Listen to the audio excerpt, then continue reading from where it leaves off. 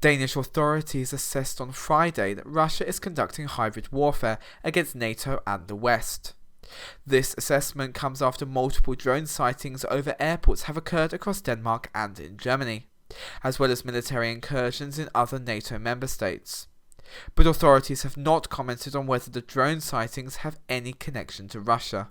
Hybrid warfare, because that's much more about the ways and the means that you try to achieve a specific strategic goal. So it is sort of a bridging area between conventional warfare and then a more peaceful condition.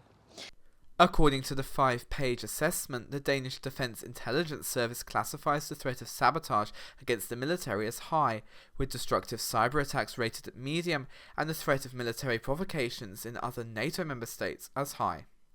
The report finishes by stating the risk of conventional military attacks as none. And the question, in practice, is how will this affect the average Dane? And so what the intelligence service is hinting at is that this sabotage will mostly be towards defense facilities. Yeah, so I would say with cyber attacks it's a bit different because it's really on the high.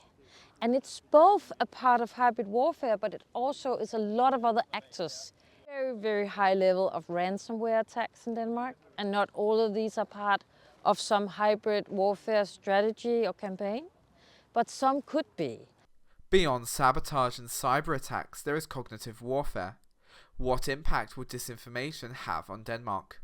We may also see disinformation, for instance, relating, say, speculations that it's done by another group, it's done by the Danish authorities themselves. So there could be a conspiracy theory, and they do so in order to be able to take attention away from other issues or get the public to support decisions regarding Ukraine or Russia. And we'll see the effect will probably be very minimal because the Danish public is quite reluctant to embrace some of these narratives that we see, especially from the Russian side. Could there be a narrative behind these attacks, and is Denmark ready for them?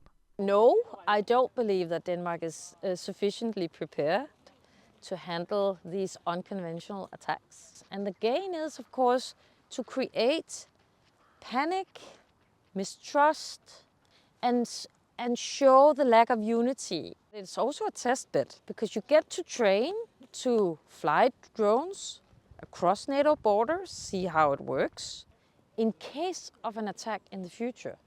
You know how the NATO response in the air works. All of this is also intelligence gathering.